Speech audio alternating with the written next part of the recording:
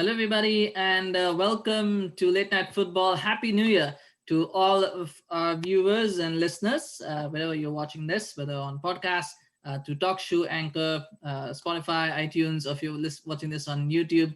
Wish you all a very happy New Year. Wish you a great 2021 ahead. And if you're a United fan, what a way to kick off 2021. What a way to kick off the new year. 2-1. It finishes Manchester United against Aston Villa, and I tell you what, it's not for the faint of heart supporting Manchester United or watching that game. I mean, the amount of scares that Manchester United give you in a game, unnecessary, but they give you so many scares that yeah, I mean, it's not easy. It's definitely not easy. But what a game we had, and I mean, it's a new year, and is there a new Paul Pogba? I think that is the key question that I think people may start asking is this a new Paul Pogba? And we've seen this in the last couple of games. I didn't see it much against Wolves, but seen it over the last 3 or 4 games. He's not playing as a central midfielder anymore. I think a lot of people might think that he's not playing as a central midfielder. He's playing as almost as a left midfielder, almost as the way that Mata used to play. And on the right, he used to basically go everywhere. I don't think he plays as advanced, but I think he plays almost as a left midfielder. And he sort of comes inside. Sometimes he's interchanging with Bruno in that number 10 position, but usually he's just trying to, you know, drift out to the left, drift out to the right. It's almost a free third midfielder role for him, but he's still doing his defensive duties. And today what we saw was he was very committed defensively. He was very, very energetic. He was smiling. He looked like he was enjoying his football. And sometimes with Paul Pogba, what you get is you get this player who's sort of going through the motions, who's playing because he has to rather than because he wants to. And today was one of those games, and they're happening more frequently now, where he was playing because he wanted to. You could see that he was enjoying it, he was loving it, when I see Paul Pogba making those kind of going in the back, going towards the defense and making tackles or trying to track back, that's what you want to see from Paul Pogba. I mean, that's because we all know what the talent that he possesses in the forward areas. The part that his vision is probably second to none in this United team.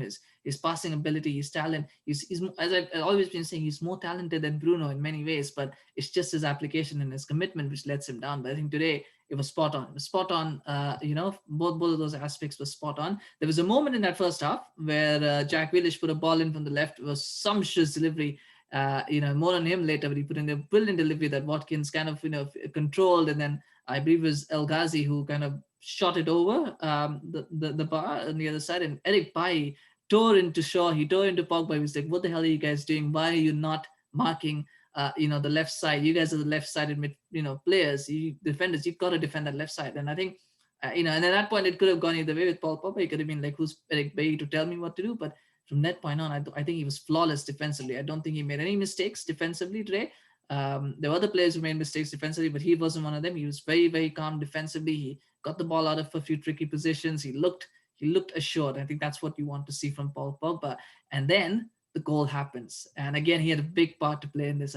It's wonderful to watch because he does a couple of juggles, on the ball, and he finally rolls a pass over to Marcus Rashford. Marcus Rashford decides, what, Paul Pogba can do that, and I'm just as good technically, so I'm going to put in a nice little overhead pass as well, and he does that for wan-Bissaka. And wan-Bissaka says, "You know what, nobody's expecting me to do anything with this, but I'm going to put a cross in," and he puts a cross in, and then Anthony Martial finishes it off. And the reason why I say a flawed exhibition in the thumbnail, you might see it's a flawed exhibition, because all three goals came as a result of errors, avoidable errors that the opposition did, which pretty much gifted goals to the opposition. The first one, wan-Bissaka's goal, Anthony Martial's goal, had a lot of luck because Tyrone Mings should have headed that away. I don't think it was a very good cross. From Aaron wan-Bissaka, and I think Tyrone Mings has got to head that away, but he completely misses the trajectory, so he heads the air in some ways, and it falls on Martial's head. And I think Martinez, he was expecting that Tyrone Mings would get on the ball, so he's already wrong-footed because he's thinking it's a save, so he's kind of getting away from it. It hits Martial. I think Martinez kind of has to make a split decision, so he quickly decides, he's probably going to go near post. The ball goes right in the middle of the goal, and he's got wrong-footed. He can't do anything about it. So United take the lead 1-0. It looked a precarious lead. Even at that point, it looked a precarious lead. And then that second goal, and again, we talked about, and I think over the game, I think Jack Grealish grew into this game. I think, basically after even before the goal, he was pulling strings. He was pulling defenders left. He was pulling defenders right. He was everywhere. I think, if Paul Pogba had a free role, I think the same thing could be said for Jack Grealish. He had a free role in this team as well. He was going everywhere. I think, wan-Bissaka was struggling to mark him. I think Luke Shaw had real trouble marking him, and he was, it was too much sometimes. And then that goal happens, and it comes from a free kick, which I don't know whether McTominay or wan-Bissaka, one of them conceded, or both of them together conceded. And wan-Bissaka decides, you know what, I'm going to stay in my position. This is something that we see a lot, where defenders kind of just stand in front of the ball, not allowing a pass to go through. And then the first one hits him, and the referee says, you know what, go behind. And he almost goes behind. He's almost half-hearted, like he's not sure if he should go behind. And he says, you know what, I'm going to commit here. And he makes a decision that he's going to stay there. And if the ball goes, I'm going to try and deflect it away. The problem is, he's the ball finds its way to get Jack Grealish, and from there, it almost feels like there's only one outcome, and it's a wonderful crossing from Jack Grealish. I think he controlled the game. He was my man of the match today. I think Jack Grealish was my man of the match today, because just the way that he was playing. People don't like what he does, outside of the way when he's on the ball, where goes down too easily. He yells a lot. He's theatrical in what he does. He's a little bit animated at times when things don't go his way. Towards the referees, he's all that. But when he's on the ball, there's few players outside of the big clubs that you would say are as talented as Jack Grealish. I think he's something special. It's a mystery how still at Aston Villa. Well, it's not, because he's overpriced, but he's just such a wonderful player to watch. And I mean, it's a shame we don't get to see him more in Europe, in the European competitions, but he's a fantastic player. And then the cross comes in. It almost beats everyone, but then Bertrand Traore manages to bundle it in, and it's 1-1. And you were thinking at this point, United have bottled it again. And then they to be fair, they had bottled it up to that point, because they let Villa back in the game, but you felt, this is going to end 1-1. It's going to end 2-1 to Villa. You can see it wilting, but it doesn't. This is 2021 now. We know it's a new decade. It's a new year. It's 2021. And maybe United learn, no, we've got to get back in this. And they try, and then they get a penalty. Within about 3 or 4 minutes after the concession of the goal, they get a penalty. And it's been a while since United have got a penalty, by the way. It's been quite a few games, so they get one here. Or at least it's been a while since they've got a decisive penalty. I know they got one, I think, against Leeds, but it's been a while since they've got a decisive penalty, a decision go their way, and it goes here. This one goes their way. I thought it was a penalty. I don't know what you thought, but I thought it was a penalty. I think it looked, it was one of those, if it wasn't given, I don't think VAR would have overruled it. It was one of those, when the referee gives it, you basically say you're going to stick with the decision. It's one of those umpires call thing that if you want to get technical about it, it was basically one of those. And so it's a penalty. And when you see Bruno step up again, he didn't need to make that tackle. I think it was Douglas Luiz. Yes, it was Douglas Luiz. I don't think he needed to make that challenge, because I think he had players around him. I think he just got scared a little bit, watching Pogba run away with the ball. He just panicked a little bit and decided to just give him a little bit of tug. And then once a player feels that in the opposition area, it's a penalty. It's always going to be a penalty. And so he's going to go down and he's going to concede a penalty. So a good penalty from Bruno. It had to be a good penalty from Bruno, because Martinez gets correct. And if it wasn't in the corner, it was right in the bottom corner. If it wasn't, it wouldn't have been a goal, because Martinez would have saved it. He hit it perfect penalty. So another well taken goal. I think all 3 goals were pretty well taken, you have to say, in some ways. But then that was a perfect penalty. And that's Bruno Fernandes for you. He steps up when you need him, and it's 2-1, and you're thinking, what's going to happen next? And United missed a couple of key passes. Like, there were times when they could have broken, they didn't break it, they didn't make the right decisions. If you come to the final 5, 6, 7, last 10 minutes actually, when Solskjaer decides, you know what, I'm taking off Bruno Fernandes, I'm taking on Daniel James. I thought he was bringing on Daniel James for Marcus Rashford, because I think Marcus Rashford looked completely out of it by the time. By the time, I think Bruno was shaking his head. I don't know if he's shaking his head because he had a bad game. I'm not sure if he's shaking his head because he was annoyed at Aston Villa's theatrics, or if he was shaking his head because he's thinking, why am I going up before Marcus Rashford? Marcus Rashford needs to be the one to go up before me. I don't know what it was. But I was thinking, if he's bringing on Rashford, he's going to bring on James for Rashford, not for Bruno. But he brought him on. The thinking, you could see the thinking was clear. He wanted a little bit more pace on the break, so that, because by Villa will leave spaces. And it was something to, and as I've always been saying, it's about something to give the opposition to think about when they're on top. Like, this is something that we have to think about. So it was kind of a move like that. But then, the last 10 minutes, I'm thinking to myself, the one thing I'm thinking to myself is game management. Right? You've got Daniel James on, he's got pace. So all you've got to do is give him the ball, let him run to the corner. You give the ball to Marcus Rashford, let him run to the corner. You give the ball to Paul Pogba, let him run to the corner. Somebody please run to the corner and just keep hold of the ball. And yet they keep trying to cross it in. They keep trying to make a shot. I lost the count of number of times. There were 4 occasions. I think there were 4. There might have been 3. There might have been 4. There might have been 5. But I think there were 4 occasions where United had the ball And all they had to do was somebody had to just run with it and take it to the corner. There was no Aston Villa player around. There was basically 2v3, something like that. So, there was no real pressure on them, in front of the box. So they could just run it to the corner, just take it there, keep it for a few seconds. But no, when Daniel James had the ball, he tries to dribble past the Aston Villa defense and he loses the ball. Marcus Rashford, there's another moment when Daniel James gets the ball and tries to cross it in for Martial from a completely impossible angle. Then Rashford has the ball and he's running, and I thought, okay, fine, he's going to run to the corner, but he passes it to Pogba, and I think Pogba is going to run towards the corner, but no, he tries to cross it in and loses the ball. I was like, there's somebody miss. And I was thinking, is Ole Gunnar Solskjaer watching this and thinking, have we forgotten the game management drill for this week? Because that's what they needed. They needed to just see the game out, and they were trying to get a third goal for whatever reason. I was just, it's not for the faint of heart. And all this while, Aston Villa getting the ball back, and all they're doing is going forward and they're peppering crosses, and Jack Grealish is putting them in. It's almost the defense is saying, let Jack Grealish have the ball because we don't know how to stop him. So let's just give him the ball and let's deal with whatever he puts in. He's just putting crosses in. He's putting crosses in. Somebody's getting the header. Watkins get a head that goes wide. Keenan Davis has a really good chance. It's somehow towards the end. And again, this came from Paul Pogba giving the ball away. Right at the end, he gives the ball away and trying to get a third goal. Villa quickly break up front, and somehow the ball lands to Keenan Davis, and he's like, and I'm thinking, this is goal. This is a goal. And then some. I think it was Twanzebe or Bai. One of them just came and clattered next to the ball and just hit the ball. And it goes through. And I think it was Bai, who made the challenge, and then falls to Twanzebe, who tries to lob it forward, but it actually hits a Villa player. And at that point, you think, oh my God, is it going to fall to another Villa player to slot it home? But no, Bai is there to again hit it away. And then finally, mercifully, the ref, for our hearts, the ref says, what, let's just end this game here. And so the game ends. But what a performance! The one thing that I noticed today, tactically speaking, is the formation that United used, and it was. A lot of people will say it was a diamond, and I think the base of it was a diamond. It was a 4-3-3 diamond, but at times it looked like a 4-4-2. At times it looked like a 4-2-2-2. Essentially, McTominay and Fred sitting, and then you've got Pogba and Bruno on the two narrow wide playmakers.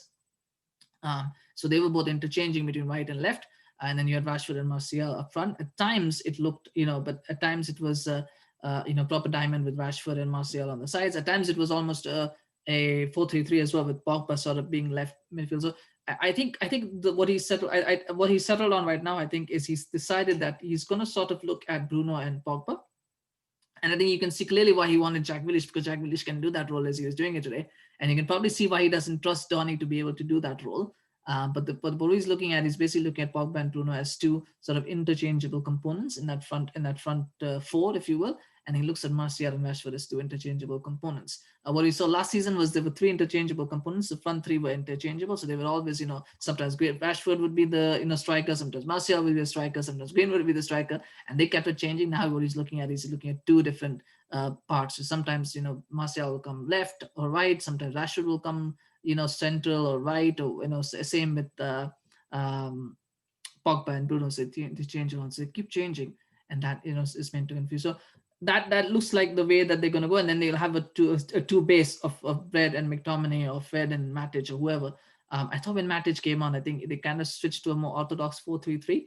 It felt like it, but I think they've got that flexibility, which is good for them. Offensively, they look good.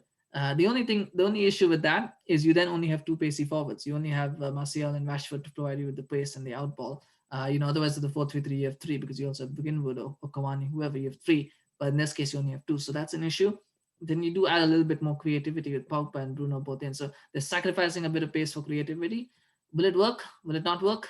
We don't know. It's too early to tell, but we'll see. So far, it seems to be just about squeaking and working, but it's difficult to say. And on that note, the defense out of today were again very poor. I thought wan-Bissaka had a poor game aside from the cross that he put in this. And on the first half, I think first half is okay. In the second half, I think he was poor. One thing I don't know if you noticed about wan-Bissaka is he never tackled. He doesn't tackle. He doesn't do those spider tackles anymore. He doesn't do them. And it's not because he doesn't want to do them. He tried to do one on Grealish today, which he kind of got away with, but he doesn't normally do them. And that's because teams have now figured out that if you try to go past him, he's going to tackle you and he's going to win the ball. But what you can do is you can overload that right-hand side, because United, the way they play their wingers are basically strikers. So they're always going to be narrow. So there's always going to be space. So if you can overload it, or if you can try and pass it through him, and wan-Bissaka is pretty nullified there. So you don't see a lot of tackles. It's not because he doesn't want to do them. It's because he's not being given the opportunity to do them because players are not passing around him. So I think that's an issue. I think wan-Bissaka is one of those players who plays all the time whenever he's fit. I think he needs a rest. I think he needs some time away. He needs to,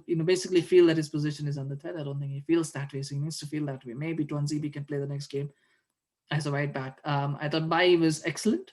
But again, Bailly is one of those players who puts here. He had this little bit of a tug from Jack Grealish. I thought he was going injured again. There you go. He's injured again, but he managed to come through. So we'll see if he plays. I thought Maguire was okay. I don't think it was anything special. I think with Maguire, he's become one of those 6 out of 10, 6.5 out of 10 players. Consistently, you're never going to get an outstanding performance. You're not going to get too many outstanding performances in a season. You'll get a few average performances. You'll get a few poor performances.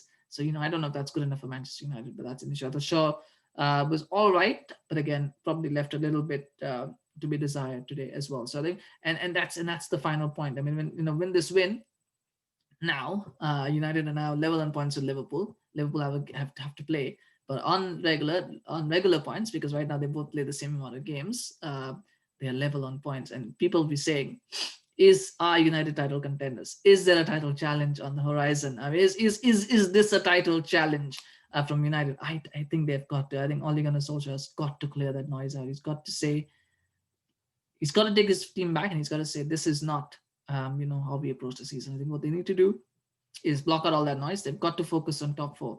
They've got to focus on securing their place in that top 4. I think that's got to be the key. Because at the moment, the way the league is structured, it's very easy to go from being title challengers to top 4 contenders to suddenly, you're looking at Europa League qualification because it's so tight there. So from United's point of view, they've got to try and build that gap out to the Spurs, the Chelseas, the Manchester Cities. They've got to build that gap out. That's what they've got to focus on, is trying to secure their place in the top 4. Once they do that, maybe 25, 30 games in, 30, 35, even 32, 33 games in, maybe, we don't know how long it's going to take. Then they can see, how far are we from Liverpool? How close are we to Liverpool? Do we have a realistic opportunity, a chance to catch them? I think that's the way they've got to look at it. I don't think thinking about the title right now is the right idea. It's just unnecessary pressure because this team is not good enough to win a title. To be honest, their defense is very, very shaky. But if they're looking for that, they've got to look at it that way. At least look at the primary goal first, and then maybe once you're closer to the end of the season, 30 games, and you say, okay, where are we now? And can we realistically catch up to Liverpool? I think that will be the key. But anyway, it's finished. Manchester United 2, Aston Villa 1. It's a wonderful game of football. It's a flawed exhibition, and sometimes those make for very good games. As a neutral, as a fan, you don't normally want to see that as a fan of your own team, but as a fan of football, as a fan of the game, it's certainly it's exciting to watch. So, and lots of things to point out as well. But anyway, smash a like if you enjoyed the video, and if you enjoyed the game, please do post a comment as well about what you thought of the game. And did you enjoy it? And of course, remember to subscribe to the channel if you're new. So that would be really, really helpful. Thank you so much. Have a good day or night, whatever time you're watching this. Have a happy new year again, 2021, and hope this year goes well for you. And it's been a challenging 2020, but we're all optimistic. We're all hopeful for 2021. So let's hope that this year gets off to a wonderful start and just continues from there. It's a wonderful year. But enjoy yourself, and we'll see you soon. Bye bye.